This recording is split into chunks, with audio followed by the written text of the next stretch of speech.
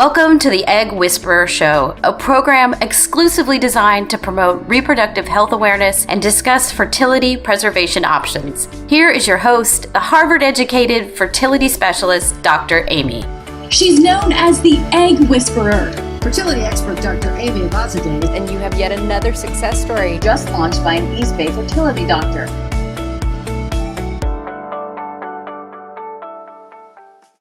Welcome to the Egg Whisperer Show. Today we're talking about becoming a parent through embryo donation.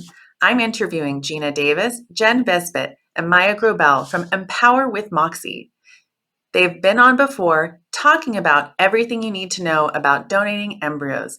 I want to still give you a little bit of background on why they're here. In early 2019, the three of them came together as mamas on a mission to transform the landscape of embryo donation in a way that's never been seen before. They each had their own fertility journey that had a connection to embryo donation and wanted to make it better understood, more inclusive, and more accessible. And they also wanted to bridge the gap between reproductive medicine and child well-being. And I'm so excited to have you back on to talk now about being a parent through this process. So let's talk about the recipient of a donated embryo, and that would be you, Maya, as you're a mother through embryo donation. What does that journey look like? Hi, yes, thanks. It's it's a really different journey for different people, I think. Everybody has a really unique experience with pursuing embryo donation. My personal journey started the way a lot of people's IVF or fertility journeys start with trying to figure out what was going on when the old-fashioned way wasn't working, and timed intercourse, whatever that means, and all of this stuff. And then we ended up, I was diagnosed with diminished ovarian reserve at 32. And so we jumped straight to IVF, and then I had no embryos. So it's sort of interesting that I never created embryos. I never had to think about what I might do with remaining embryos because I didn't make any. And when you go through something like that, where you're having to think outside the box of how to have a family, it puts you in a very specific state for most people. Again, everybody's different. But for me, I was very determined to solve this problem, to resolve this crisis. And it makes you both just on a mission and very vulnerable. And I think a lot of people come to the end of the journey of using their own eggs or sperm, right? Using their own genetic material with a sense of, how did I get here? Where am I? And how am I going to get out of this? And get out of this means, how am I going to have a family? A lot of people are really over being a fertility patient. It's this in-between identity. You just want to be pregnant for a little bit of time and then a parent, right? And so for people who are going on that type of a journey, I think you come to embryo donation from a place of a lot of confusion and frustration and loss and grief and genetic grief and financial, right, losses. You've lost time, so you're grieving the time it's taken to get there. You're grieving not being able to do this in a bedroom. You're grieving having to embrace other people's material, genetic material. And so there's a lot of grief and sadness, and yet you're still trying to create a family and have a child, which is supposed to be one of the happiest, most beautiful experiences. So it's being able to hold space for some of that potential grief and sadness, and yet also embracing that there are different ways that families come together, and that what's most important is love and openness and connection in a family, rather than just genetics. And I'm not saying genetics aren't important, but if you can shift a little bit that perspective and zoom out a little bit and kind of stay focused on, well, what do we want? We want to parent together. Then you really decide what's most important. And the idea of becoming a parent through embryo donation can be a very beautiful and amazing and exciting thing. You just might have to hold space for both of these things. Now, other people who come to embryo donation, for example, like a single mom by choice of advanced maternal age, they might have a different journey, a different process. But for the most part, I think most people come to being a recipient of or a parent through embryo donation after certain things in their lives didn't go as expected. So I just want to add my recipient's story because it's slightly different from Maya's, but also the same in the journey to becoming a parent through embryo donation. My recipient knew that she would be a single mom by choice. She was very smart and froze her eggs in her 30s. And she had a lot of frozen eggs after that process, I think around 18 to 20. The reason that she knew about embryo donation is because she assumed one day she would be an embryo donor, because she assumed that after her process, she would have remaining embryos. What ended up happening, however, is after going through the process of getting a sperm donor and transferring the remaining embryos, she ended up pregnant and then had a miscarriage with no remaining embryos. So she was somebody who had thought, I planned ahead of time, I'm going to become an embryo donor myself, and then found herself looking to become a parent through embryo donation after a lot of research, early education, and support. Maya, can you talk a little bit about what you did? You talked about the emotional shift that people make, and how did you make that emotional shift to consider embryo donation for your journey?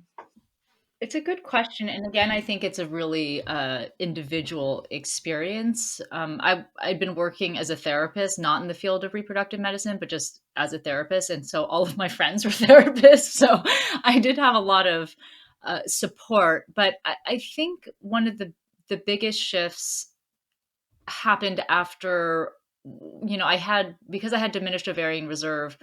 We ended up getting 5 eggs when we did IVF and no embryos. Um, and after that, and it was expensive. We were in our early 30s. We didn't have the money to do this 5 times. We had no coverage, and I just knew that doing multiple rounds wasn't going to be in our cards. So I had to really let go of my genetic contribution early. So when my sister offered to donate eggs, I thought, oh, this is great. She's a doctor. She's smarter than I am. Like she, aside from her, whatever quirks, this and that. But so that I felt really lucky to have that choice. And when that didn't work, I was really not in a good place. So it's not that this emotional shift happens in this really seamless, beautiful way where you're like, okay, that didn't work. I'll just do this. It is deeply dark for a lot of people, myself included. So even though I was a therapist at the time, that doesn't mean I wasn't, really upset and sad and confused and frustrated about how expensive these things cost, and I just didn't know what to do. And so when we ended up transferring 3 embryos from my sister's egg donation cycle. Then we had one, we called him the Lone Ranger, this one last embryo. It was a day 6, but it was a blastocyst. And when those things didn't work, I just went, what am I going to do here? And we sat with that, and I'm a very type A, I'm a problem solve this, and so we started down the adoption path, and we're very comfortable and open to that, but it's not easy, and it's not expensive, right? It's fairly expensive, and you have to have a little bit of juice left to start down the adoption process with marketing yourself and creating these things. And I didn't have that juice. I was really broken, and I really, really wanted the experience of pregnancy. I was okay to let go of my genetics I already had when I was embracing my sister, but I just felt like I really want to do that. I want to have that. After being pregnant and having the experience that I had, I don't know that I would say that again. It was quite challenging for me. But I think what was well, and I started looking for eggs that were less expensive, so frozen egg banks, and it's sort of like my path just was windy. I didn't quite know about embryo donation, and I ended up at a clinic that did have a clinic in a different state that had remaining that had donated embryos. It was quote unquote an anonymous program at the time. Again, I didn't know, I wasn't educated. I was like, there are babies that I could have, right? So that's where I was at. And that's why I'm so zealous, for lack of a better word, about know your options, know what they mean, because I didn't know what it meant up front. I just knew that this was probably the best chance that we had for me to try and carry. I didn't know if I could. And I thought maybe there's something wrong with my uterus. Maybe my uterus is like in my butt or something. Like I was like, I don't know what's going on here, but like I got to get out of this lifestyle. I just want to be a parent. My husband wasn't fully ready in the same way that I was, because he didn't have any sperm issue, but we were going to let go of his genetics as well when you're embracing an embryo. And so I wanted to give him the time and space to make that shift. And we did. It took probably 6 months from when I located the embryos that would eventually be our daughter. And for him kind of going, well, maybe if we took a loan out, we could get an egg, and I was like, what is it about your genetics that you're so connected? I mean, he's real cute. I love him to death. But he came to this moment where he just said to me, I think this is about ego. He goes, what do I care? I want to, we want a family. We want to be a dad. So it just takes a little time to wrap your head around this, because it's not what you expect. But then once you make that shift to, we're going to love and parent whatever child comes to us, we're going to cross our fingers that she's intelligent, hopefully cute, whatever.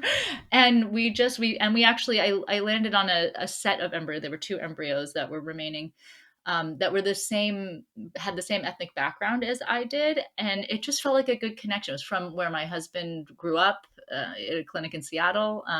He grew up in Washington. And so there was something, you just sometimes feel something. And I was just so desperate and so like, I don't care. And I landed on these embryos and I went, okay, mama intuition.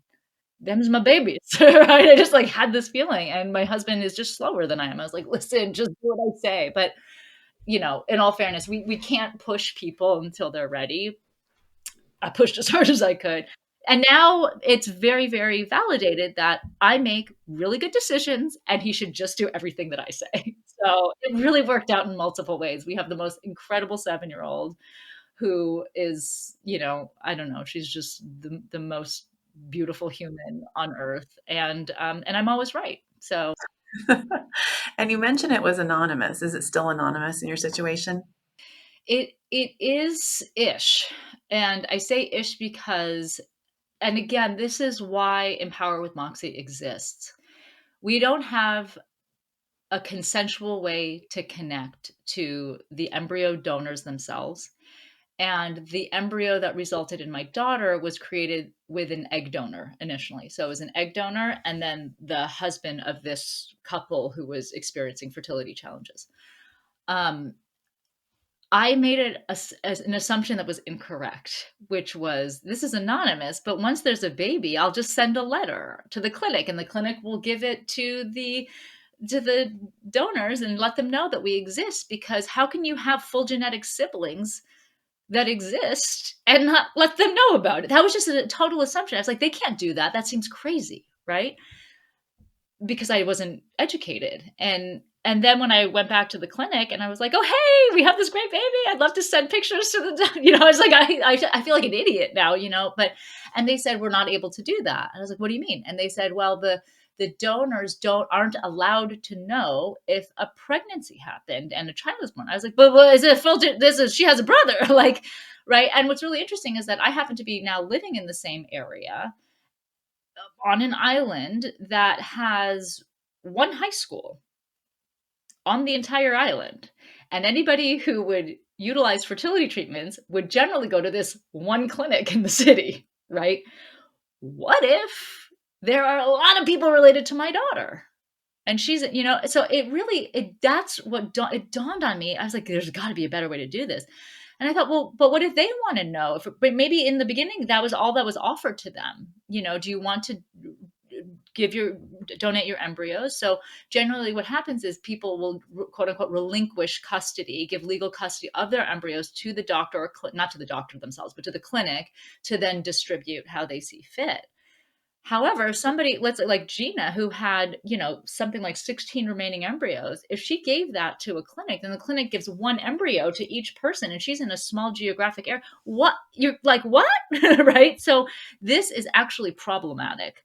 And but to answer your question about anonymity, so yes, initially it was anonymous. However, I did do 23andMe, or one of those, or I think both, with my daughter. And again, that's kind of, it can be, I don't want to say controversial, but it's, some people feel like you shouldn't do that too early.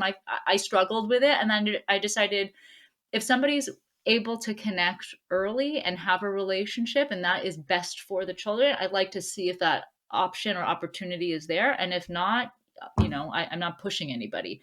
But I did connect over time, kind of an interesting way, but it's too long of a story. But I did connect to the egg donor, and I found out that she donated 6 times to a shared egg bank. And she has 3 of her own children, and she's lovely. And there's no reason for her to have to be anonymous. And I usually write her once a year, and she shared a lot more information about the children's because also the medical history changes. You were getting a donor in a moment in time. So, but she was really open about a lot of things that wasn't on that 1-page profile that says her age and her height and her this and her that, right? Her kids have developed over time. She's learned things about her genetics in different ways, and was open to sharing. And that felt like such a relief to me. I felt like such an I don't want to say irresponsible, but it did feel that way. Like, I'd go to the pediatrician and they'd say, oh, well, how, I knew how tall everybody was, but I didn't know if there's a family history of this, that, and the other. And I have to, you're sitting in the doctor's office, you're already your new parent, you already feel crappy, and if your milk isn't coming or whatever, there's all these things, and you're like, I don't know any information about her genetic history. Like, it doesn't feel good. So this idea, like when I met Jen and Gina, I was like, wait a minute. I mean, Gina, as a genetic counselor, she does these pedigrees, she does genetic counseling session, and she does a whole workup. She showed me this one day, and I literally felt like I was going to start crying, because I was like, you give that to people? So she gives to these matches, the donor and recipient matches. She gives this information, analyzing or assessing the whole history that they can, what's available of the donor family, so that the recipient family, the donor conceived child, can have this information about who has cancer and who has this, because then you can make informed decisions for your child's medical history and future. And I didn't know that was a possibility, right? And so I wouldn't make any different choices with the child that I have. But I wish that clinics provided more, and that this was better understood for the child's life and identity and health. And so that's the mamas on the mission. No, I love that. I mean, when I do embryo donation, I don't allow patients to relinquish their embryos to me. They actually want to, because they just don't want to.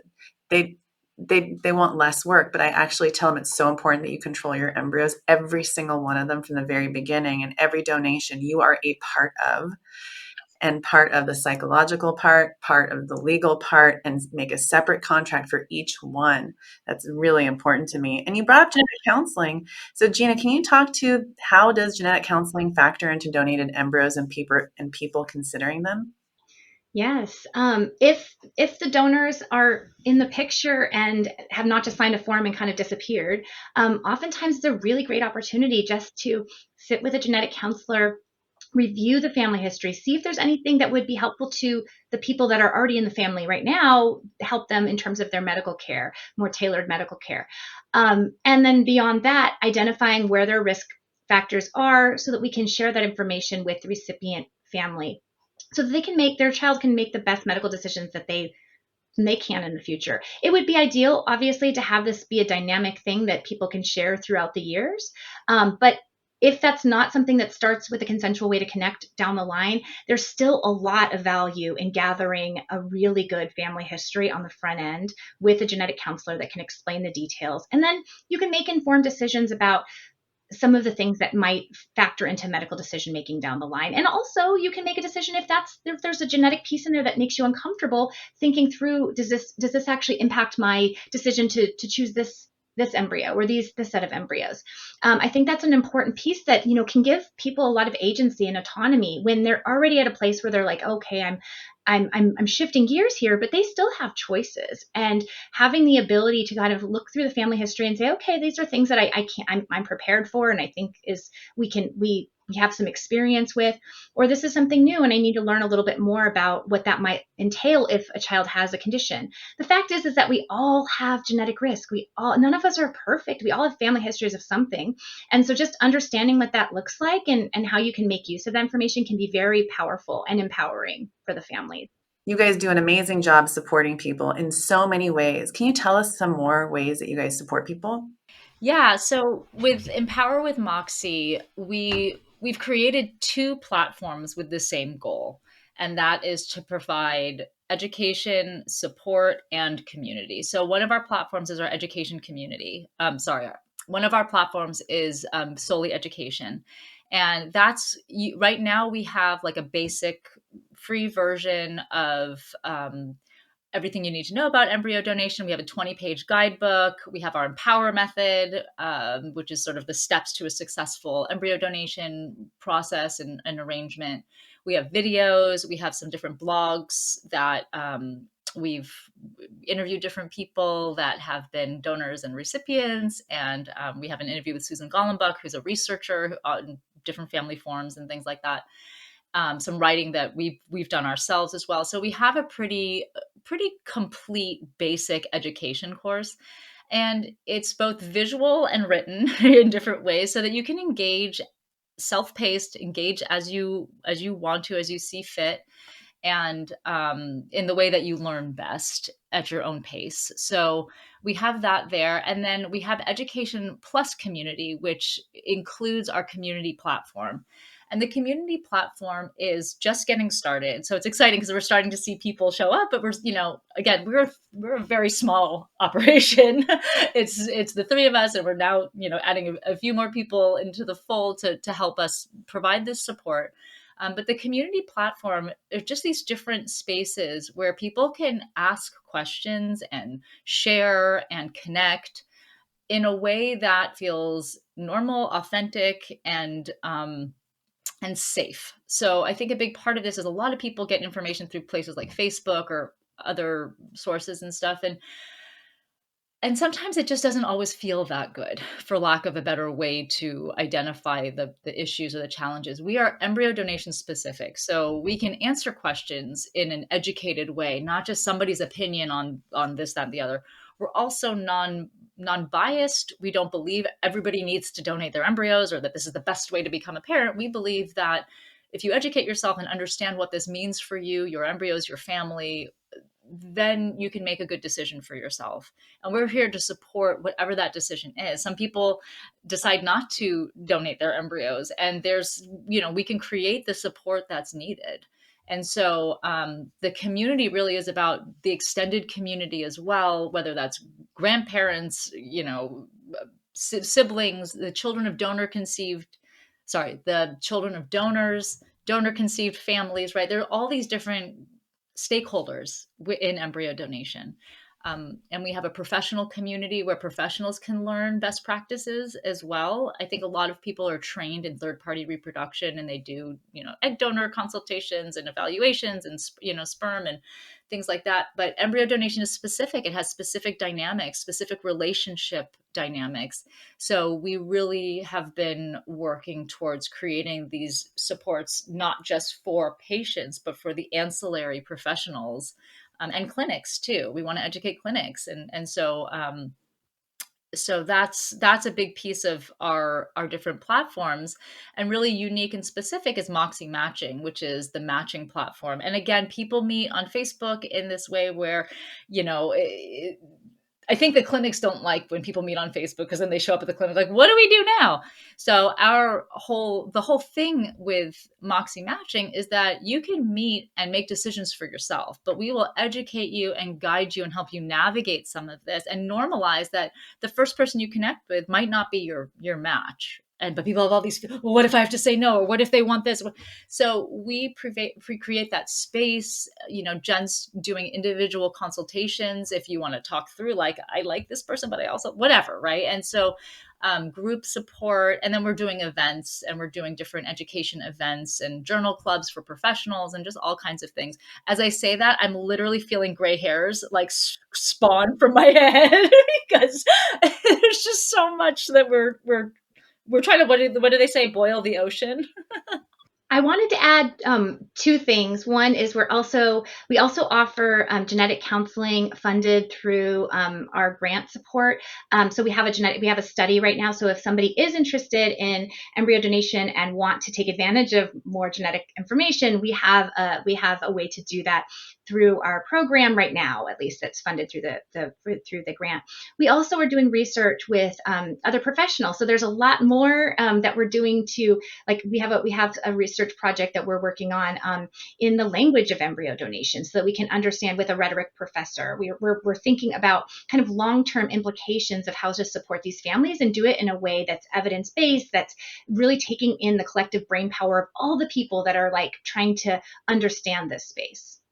Yeah, and I just wanted to add, even though this segment is really dedicated to becoming a parent through embryo donation, so much of what Maya shared earlier about going into it and really not knowing and understanding is relevant from the donor side. And like you said, Dr. Amy, I think a lot of embryo donors, they just want to donate and not think about it. And what we're learning now is they might want more information down the road, or they might want to have more knowledge. So our platforms are really for both donors and recipients, and it's really pre and post donation education, so that we have the pre-education to better inform the decision making, and then we have the post, assuming it's a donation, education to better inform raising children and larger family functioning and what's in the best interest for the children.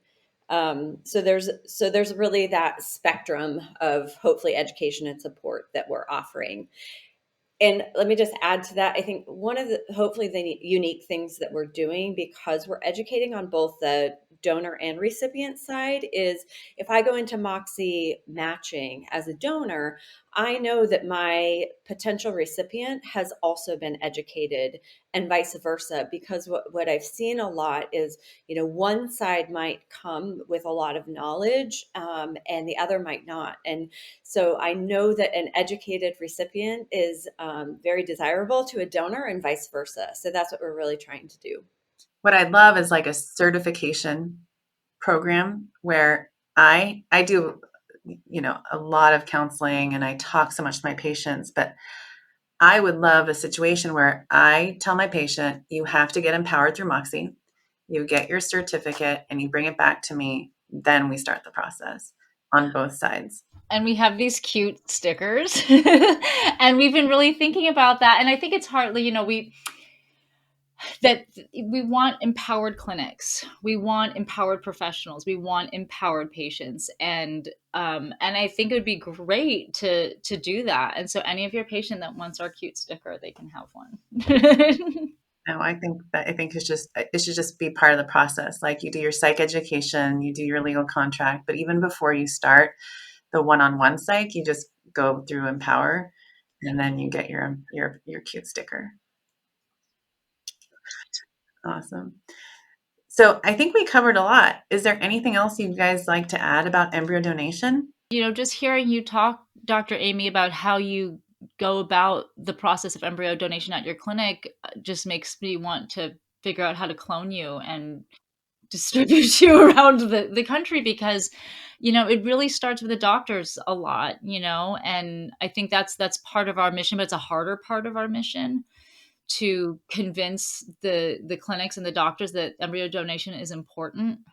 Somebody's called it the ugly stepchild of third party reproduction the other day, and I thought, yeah, that sounds about right. And it's not. It's a beautiful potential, and it's also, if doctors are going to help people make embryos, y'all need to help people figure out what to do with the ones that are remaining, and that's part of it. And but I know it doesn't make clinics a lot of money, and yada yada yada, and it's complicated. But I think we're trying to take some of the complications out of it as best as possible. But really, this is an issue that has to be figured out, and so we hope that we can provide that support for both patients and professionals to really allow embryo donation to be more understood and more accessible for everybody. Well, I already have three podcast interviews that you guys are going to be doing when you start your podcast. And it could be, and I'm sure you've already thought about this, but families through embryo donation just sharing their stories. You know what I mean? Like I was thinking like I could just refer all my families that have gone through this process on both ends. And then they could just do a session where they're just like talking about their journey, their relationships as part of like a session for all the Moxi members to learn from. And like the embryo donations that I've done over the years have been so special for me. And I'm friends with everyone on Facebook, a lot of them. And then I get to see them on each other's pages, like celebrating all the children's birthdays, and they're in attendance. And it's just an amazing thing to see how people are connected in this way.